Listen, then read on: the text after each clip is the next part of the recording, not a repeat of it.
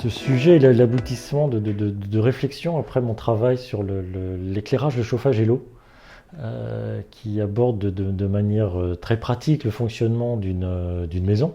Et je me suis rendu compte à cette occasion de l'importance des domestiques et de la domesticité pour le fonctionnement d'une maison. On n'a plus l'habitude de nos jours avec tous les progrès techniques. Enfin, c'est-à-dire que si vous voulez du chauffage, vous appuyez sur le bouton de votre chaudière et c'est parti, on ne s'en occupe plus, le thermostat règle tout. L'éclairage, c'est la même chose, vous appuyez sur l'interrupteur et vous avez la lumière qui apparaît, alors que lorsqu'on étudie tout ce côté pratique du fonctionnement d'une maison, on se rend compte qu'il faut faire les stocks, prévoir les stocks de charbon, de bois, prévoir les stocks de bougies, prévoir les stocks d'eau, remplir les réserves. Lorsque vous faites du feu dans la cheminée, il faut couper le bois d'abord, l'apporter dans l'appartement, dans les coffres à bois, ensuite alimenter la cheminée, évacuer les cendres, alimenter la cheminée tout le long de la soirée. De même pour les bougies, il faut mettre en place les bougies, il faut les surveiller, si ça coule, etc., les changer. Donc il y a vraiment une vigilance qui était nécessaire dans ce fonctionnement, et ce monde qui apparaît assez peu finalement dans les mémoires, dans les journaux des contemporains, m'a intrigué. Je voulais vraiment l'aborder de manière beaucoup plus profonde et surtout de la manière humaine, les relations humaines entre les maîtres et les domestiques. Parce qu'il y a eu déjà des études à la fin du 19e siècle sur la domesticité, mais c'était plutôt des études sociales ou les origines sociales ou les rapports hiérarchiques ou la fortune, le degré de fortune, mais quand, comment et quelles sont les relations entre les maîtres et les domestiques, les relations humaines entre les individus, n'avaient pas encore été abordées. Donc je voulais apporter ma petite pierre à cet édifice.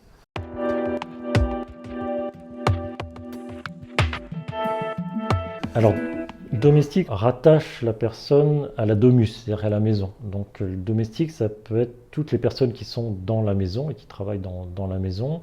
Et vous avez des hiérarchies subtiles, surtout au XVIIe, qui s'affaiblit au XVIIIe siècle entre le domestique, qui est plutôt la partie supérieure, entre guillemets, de la domesticité, donc les intendants, les secrétaires, etc., et les serviteurs, qui sont dans la partie inférieure et qui font plus un travail manuel, les valets de chambre, les cuisiniers, les palefreniers, etc.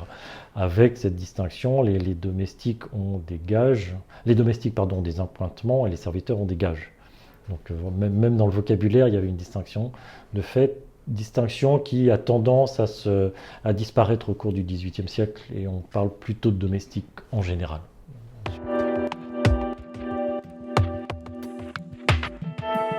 Les domestiques ont toujours été regardés avec méfiance, voire hostilité, parce que généralement ce sont des personnes qui viennent là pour des raisons de manque d'argent, de pauvreté, donc c'est la manière la plus simple de survivre, qui ne demande pas de compétences particulières. Hein. Laquais n'a pas de compétences particulières, c'est un homme à tout faire, et donc c'est facile.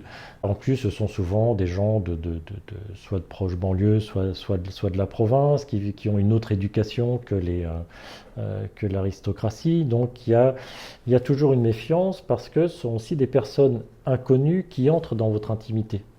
Donc on a toujours une réserve. C'est comme maintenant, quand vous engagez une femme de ménage, c'est quelqu'un que vous ne connaissez pas, et on sait très bien, enfin je vois en parlant autour de moi des personnes qui ont des femmes de ménage, c'est amusant de constater cette même réserve au départ d'une personne qu'on ne connaît pas, qui va entrer dans son intimité. Alors son cercle intime, pas l'intimité physique comme le pouvait l'être une femme de chambre, hein, ou un valet de chambre, mais là vous avez quelqu'un que vous ne connaissez pas, qui entre dans votre intérieur et dans votre sphère particulière, dans votre territoire finalement. Et cette méfiance traverse les siècles, jusqu'à nos jours, c'est vraiment intéressant. La condition de domestique est effectivement déshonorante, mais généralement, elle est considérée aussi bien par les domestiques que par les maîtres comme une étape intermédiaire. C'est-à-dire qu'on ne passe pas sa vie, idéalement, on ne passe pas sa vie, c'est une étape parce que on sort d'un milieu défavorisé, donc on entre comme domestique pendant 10 ou 20 ans. En moyenne, on reste 10 ans domestique. C'est pas, c'est pas beaucoup. Alors évidemment, vous avez des gens qui passent leur vie. Vous avez tous les cas de figure, hein, mais c'est la difficulté des moyennes, évidemment. Et depuis le XVIIe siècle, c'est assez flagrant de voir que la condition de domestique est considérée par les deux parties, c'est-à-dire les maîtres comme par les domestiques, comme une phase transitoire. Et le fait d'être domestique permet d'avoir le clos, le couvert, et donc de survivre quand on vient d'une famille pauvre, mais ça permet aussi d'accumuler un pécule. Et le maître a l'obligation morale, ça c'est de par son statut d'aristocrate, donc de suzerain vis-à-vis d'un vassal, a l'obligation morale de protéger et d'aider son vassal, entre guillemets, et c'est aussi une obligation chrétienne d'aider une personne pauvre, voilà, et pour s'en sortir. Donc il y a deux obligations morales qui entraînent les récompenses lorsque le domestique s'en va, à moins qu'il y ait une faute grave, évidemment, mais s'il n'y a pas de faute grave, si le domestique quitte le service, le maître lui paye ses gages, ça c'est une obligation, et le domestique à la mort du maître est un créancier privilégié. Donc les gages doivent être payés, et il y a une obligation morale de récompense, en plus des gages. Et pour justement que une femme, ça lui servira de dot, par exemple, un homme, ça lui permettra d'ouvrir un commerce ou de s'installer comme instituteur, ou voilà. Donc c'est vraiment un rapport tout à fait différent que celui dont on a hérité du XIXe siècle, où chacun est dans sa classe et ne peut pas en sortir.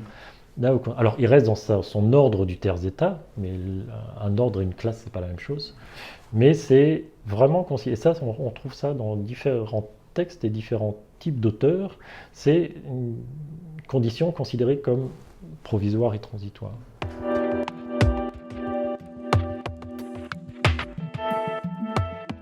Alors, le statut juridique du domestique le place dans une position de mineur. En fait, il dépend de son maître.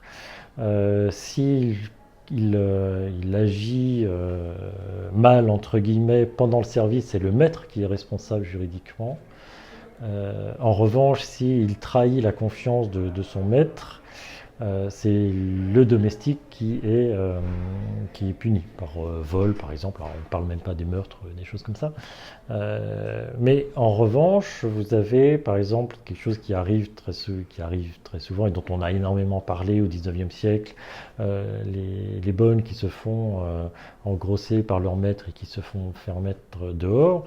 Au XVIIe et au XVIIIe siècle, le droit protégeait la domestique et le maître qui l'avait engrossé était obligé d'entretenir l'enfant.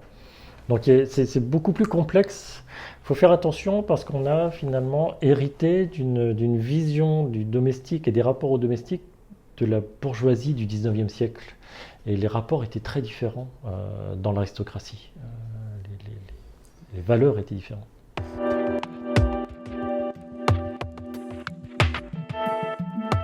Ça a été un des problèmes parce que généralement les domestiques, alors souvent ils savent lire, ça c'est vraiment quelque chose qui est très très répandu. Ils n'écrivent pas, peut-être parce que faute de temps, pourquoi écrire un mémoire de domestique, qu'est-ce que je pourrais dire. Sauf quelques-uns, vous avez Sébastien Longchamp qui a été le domestique de Voltaire, le valet de chambre de Voltaire, donc voilà, c'est Voltaire, donc il a écrit ses mémoires. Vous avez le valet de chambre d'Angivillers qui a aussi écrit ses mémoires.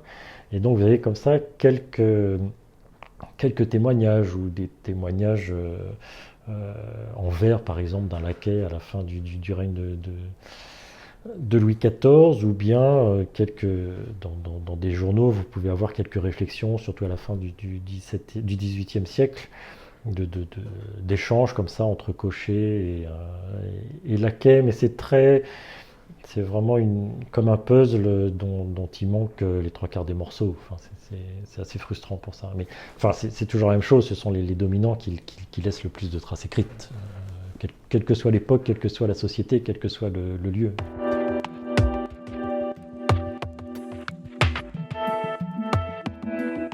C'est aussi assez délicat parce qu'il reste assez peu de dialogues écrits. Les domestiques apparaissent très rarement dans les romans et dans les journaux, apparaissent un peu plus dans les pièces de théâtre, mais vous avez des conventions théâtrales, donc il faut prendre du recul vis-à-vis de tout ça. Et a priori, on a l'impression que dans la majorité des cas, les domestiques vous voient leurs maîtres et les maîtres vous voient les domestiques. À l'exception des laquais, les laquais peuvent être tutoyés par les maîtres. Le laquais, en revanche, vous voit son maître. Mais lorsqu'il y a un changement de statut, c'est-à-dire que lorsque le laquais devient valet de chambre, par exemple, il semble que dans la majorité des cas, il perd son surnom s'il en avait un. On l'appelle monsieur un tel. Et ensuite, a priori, on vous voit plus souvent. À moins qu'il y ait, mais là c'est toujours ce jeu de facteurs humains, c'est à moins qu'il y ait vraiment une complicité entre le maître et le laquais. Le maître peut continuer à tutoyer. Mais généralement on vous voit. Et la troisième personne, comme ce sera l'usage au XIXe siècle, est très rarement employée. On ne dit pas monsieur veut-il ceci, on dit vous. Enfin, il y a vraiment un rapport direct. Il n'y a pas cette distance qui est mise par la troisième personne du singulier. Ce sont vraiment des rapports différents. Ouais.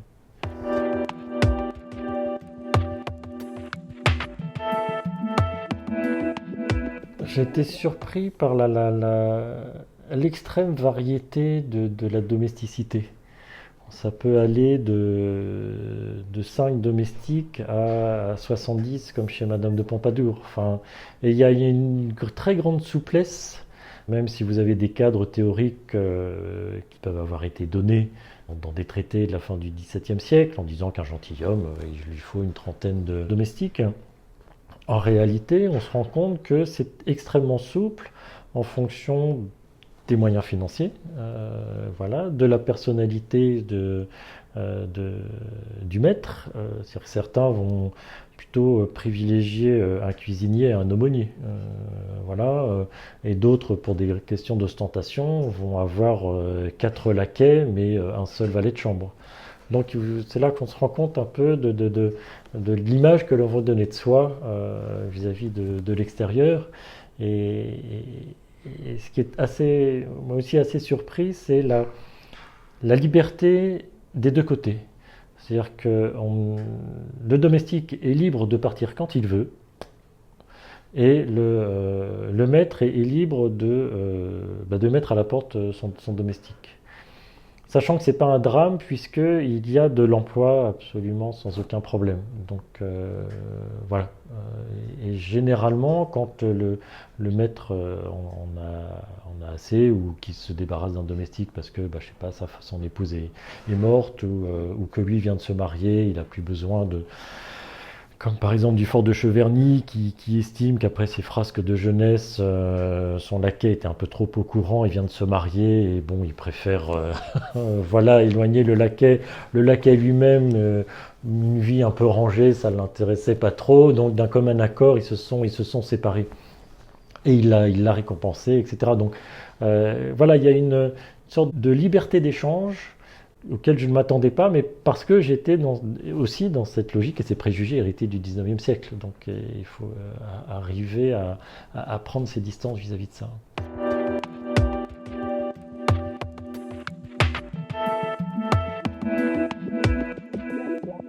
Je pense que c'est l'émergence de la bourgeoisie.